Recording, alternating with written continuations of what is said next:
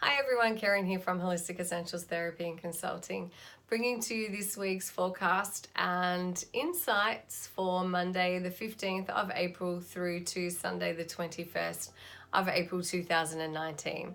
If you celebrate Easter, then happy Easter for Australia next Sunday the 21st. Wishing you all the very best for your family and be safe. And remember that it's about giving thanks. It's about life and the celebration of life and the celebration of all that have gone before us, and the fact that we will continue to evolve and grow, and even in our own death will still be accessible to our loved ones. And that's, that is the truth of spirit and being in spirit. Also, I'm very excited. Tomorrow, my husband and I are flying to Thailand for a holiday, and I am very much looking forward to that. I do love the culture, I do love the country, and I do love the people. And so be sure to follow my trip. I'll be able to upload what I can on Facebook. So head over there to follow my holiday if you are interested. I really wanted to share with you, and I always am listening to beautiful teachers and beautiful spiritual teachers, and taking what I guess need to know at that time, or what can I learn from this person in this moment, as well as the information and insights that I receive from the beautiful angelic realm and my soul self through journaling and deep meditation. And what I wanted to share with you is, I have had an experience recently where, we can become very passionate about what our beliefs and our values are, and that's fantastic and that's great. However, when we are sharing those, when we are judging others who are not in alignment with our values or are not following our choices, then people can become very outspoken and become very judgmental of other people for not actually following in what they're choosing to do. And I found this really interesting because I thought, and this was something that was about, ethical farming and, food choices and things like that. I'm not getting into that debate because I think everyone has a right to choose for themselves. However, it's important that people become educated. And I just think that we've really become such a society that it's really like, you have to listen to my view, and my view's the right way, and this is important, and everyone should know about this, and people should be changing how they live their lives, and and yes, we should actually be changing, and yes, we should be making more conscious decisions about how we live, where we get our food from, where does our milk come from, should we be eating meat, all of these things I'm totally 100% behind. However, I feel there's a right way to educate people. So for myself, this is my platform. I share my views and what comes to me on this platform. If a conversation opens up, then I will happily share my views. However, I'm not going to decide that another human being is less than me because they're not making the choices that I'm making. And we see this in everything. We see this in a war against drugs, a war against crime, a war against domestic violence, a war against, animal rights, everything. And so people take on those personas, and that's great. It's awesome. We do need people that advocate for all of those who cannot advocate or speak for themselves. However, what I'm seeing, and especially in social media and on forum platforms, is the hate and the judgment and the terrible things that are being said against other people who aren't in alignment with their choices. And this is just in a very small contained area. And if you think about it, what happens inside of us is represented externally outside of us. And so if we're coming from that place of feeling like we have to defend, feeling like we have to fight, feeling like, I can't respect you because you are actually, you sit down to a different meal every night to what I do. I can't respect or value you because you support something that I don't agree with. And it really astounded me, because this was just I'm talking about one instance that I experienced myself. And what really came to me, because I was like, do I get in on this? Do I make a comment? Is it my place to make a comment? And it was actually in response to a comment I had made. And what really came to me was, this is such a true example of how the extremists in the world can perform the horrendous acts that they do. And so what is so very different from this extreme act of violence and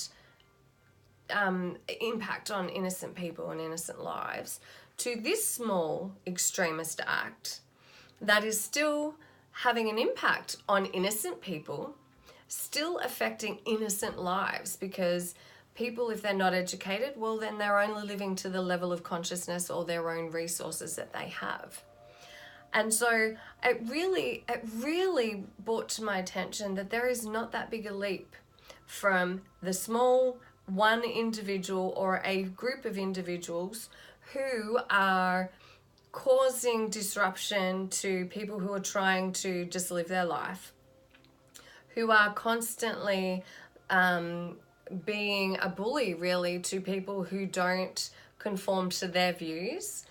And so I'm like, where is the difference? Because the intention is still the same. The core belief is still the same. They are feeling that they need to attack people who do not conform to their way of thinking, their beliefs, their values. And I just thought, this is happening. We think terrorism is these horrendous acts that are happening, and they are, please don't get me wrong, they absolutely are. But really, where does that start? It starts with a belief that your way is the right way. It starts with a belief that you will not tolerate anybody else who does not believe your way, who does anything that's outside of your way, and then go out of their way to make it very difficult for anyone else who is not making the same choices that they believe are right. And I just think that we look at the acts that are happening on the planet and we see them as these horrendous acts that are occurring, and it's like this minute group of people, but it's actually not. In order for that to even occur on our planet, it has to be first happening internally. Because whatever is happening internally within the majority and all of us, whatever is happening inside of us, the outside world is a reflection of that. And so I'm asking you this week, should you choose to do so, to be mindful or to be aware of instances where you feel that you have to defend your choices, or you feel that you cannot be, and I'm not talking about standing by and watching people be treated the wrong way. I'm not talking about standing by and allowing abuse to occur. I am not referring to that in any way. This is an exercise to look at where inside of yourself do you feel conflicted? Where inside of yourself do you feel that you have to defend? Where inside of yourself do you feel that you have to make somebody else agree with you, to be in alignment with you, to do what you're doing in order for you to feel okay? And I think this is vitally important, because it is from this core essence that the extreme is occurring on the planet. And so just for this week, whenever you feel that you need to defend yourself, stop, come back to your heart center, take a breath, and ask yourself, firstly, why am I feeling the need to defend? Why am I feeling attacked? Why am I feeling the need to defend? Why do I need somebody else to behave or be in a certain way? You can remove yourself from a situation if it's not in alignment with you. But if it's your environment, now I will speak my truth in any environment, but I never feel that I have to defend my truth, because that would then imply energetically that there is some form of attack or that I'm being attacked. It's okay for people not to agree with me. I still have a right to speak my truth. However, if that truth does not fall, or if it doesn't land, or if it's, not being heard, then that's okay, because in that moment I've stayed true to my soul self.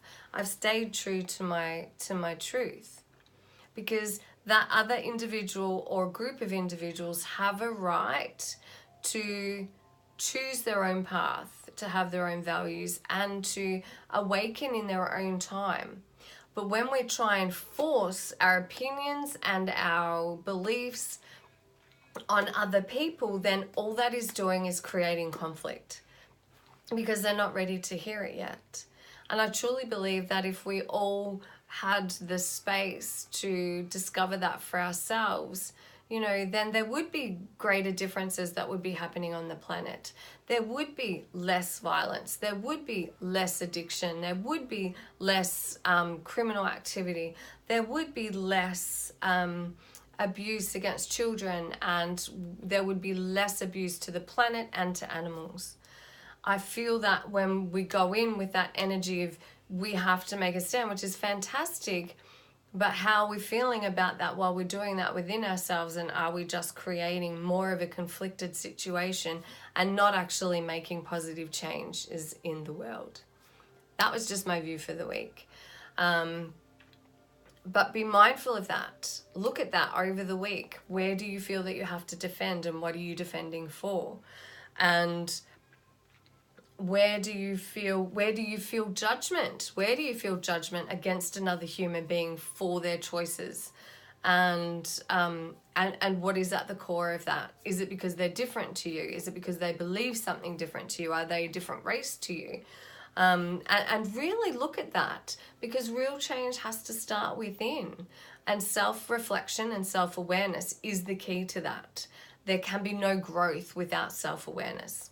And so I hope that gives you something to really sink your teeth into this week on your own personal, spiritual, and development on who you are as a soul, as a human being, having a human experience. What will that mean for you? Because we should always question, where am I coming from right now? Why am I needing for this to be this way right now? What is it that I'm wanting to get from that? Am I trying to regain my power? Am I trying to take back control? Am I trying to control? And where am I seeking my happiness right now? Self-awareness is key for you to be able to have a deep insight to yourself. So for Monday, Tuesday, and Wednesday, I love it. Love it, love it, love it. Holy Amethyst. I absolutely love the energy of Holy Amethyst. Divine Alchemy. Move beyond current challenges. Focus on what you desire. Divine Alchemy. And as I just really gaze at her, I love the violet rays. Clearly I work with the violet rays, especially with Ascension Reiki, and I have done for some time. And the violet ray is very active in my energy field, in my auric field, in my heart, and what I work with. And Holy Amethyst is actually very much about the violet rays as well. And she's divinely beautiful. And as I gaze at her energy and as I connect to her energy, I'm wanting to bring in that beautiful heart-centered space. And I'm wanting to radiate. So divine alchemy. So alchemy is the bonding of materials, the bonding of energy, the bonding of, mind, body, spirit becoming one, and bringing that energy into our heart and our lives, and actually utilizing that energy and sending it back out. And we can use that to move beyond current situations and to focus on what you desire. So I'm going to share with you a beautiful violet flame decree that I have been using for years. And of course, you can change the word God to whatever you feel comfortable with. I'm happy to use that word, and that's what was in the book. So the book is actually called The Violet Flame. And so what it is I'm a being of violet fire. I am the purity God desires. I am a being of violet fire. I am the purity that God desires. I am a being of violet fire. I am the purity God desires. And I visualize that I am within this beautiful flame, violet flame. And I visualize that it is all around me. And I use this in the moments when I'm feeling unwell. If I feel upset, if somebody triggers me, if I'm concerned, if I feel in fear, if I feel that because I don't have control over situations, and if something's not quite working right, if the energy isn't right, or if it's just not working out the way that I thought that it might, or if I'm in conflict with somebody around me. Let's be honest, we have loved ones around us, and while we love them very much, they can actually, we can butt heads with them. And so really what I want to focus on in my life is I want to focus on being in that flow. I want to focus on working with universal energies, not against. I want to focus on having loving relationships. I want to focus on well-being within my body, mind, and spirit. And so I will say, I place my hand on my heart. I am a being of violet fire. I am the purity God desires. I am a being of violet fire and the purity God desires. So I am a being of violet fire is igniting and activating that violet ray, the violet flame, the violet rays. I'm activating that. I'm in the center of it. I am a being of violet fire. So I am a being from the inside out, internally. I am a being of violet fire. I am the purity God desires.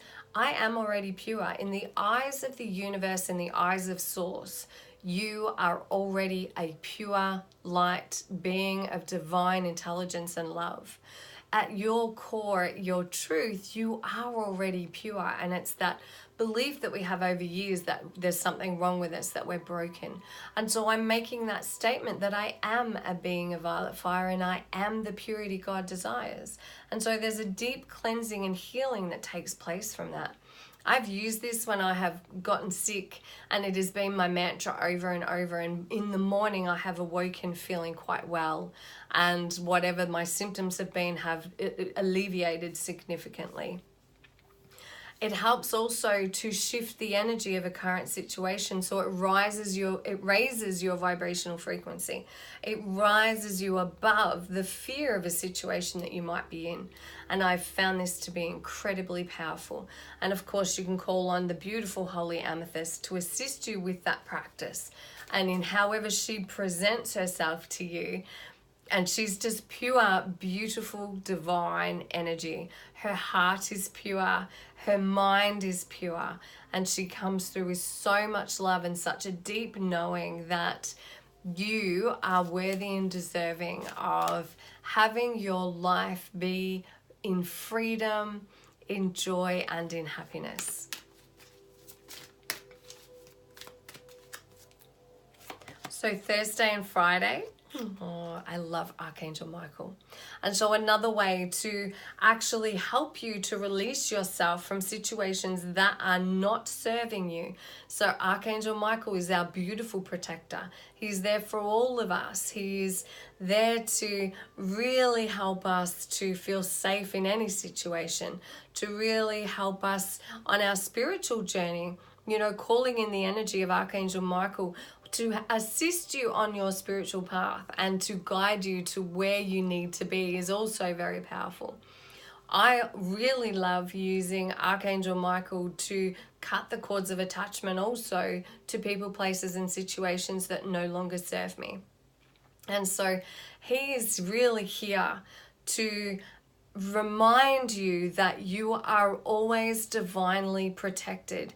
He's here to remind you that you are never alone. And he is here to remind you that all protection, all feeling of safety comes from here in your heart. And so it is an intention. So when you say thank you for receiving the protection, the safety, the guidance that you're seeking at this time, then the angelic realm are there instantly to provide you with that. So he's really here to remind you that there is a loving energy within the universe. There is a loving energy of the angelic, your own guardian angels, and your own spirit, your own loved ones in spirit. I have an incredibly large team of spirit, and they are always there with me, and they never go anywhere. It's just that I need to focus my attention, and as soon as I think about them, it's like, wow, I can feel them right there. And so he's here to remind you that you just need to ask. You just need to ask and say thank you for the guidance and thank you for the protection, and you will begin to feel their energy wrapping themselves around you. The message that's also coming through with that as well for you is that at the core of your being, you are source. At the core of your being, you are a beautiful soul. At the core of your being, you are infinite.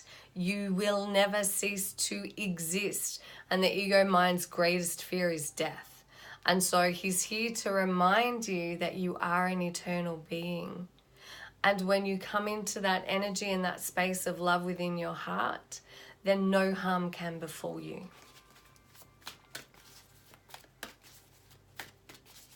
Saturday and Sunday. Krishna, love the energy of Krishna. Thank you, beautiful Krishna.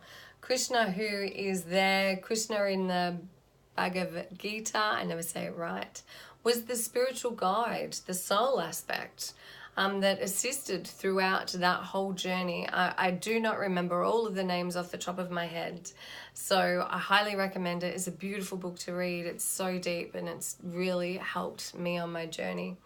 Devotion, trust your spiritual guidance. Your commitment has been recognized. You are loved unconditionally.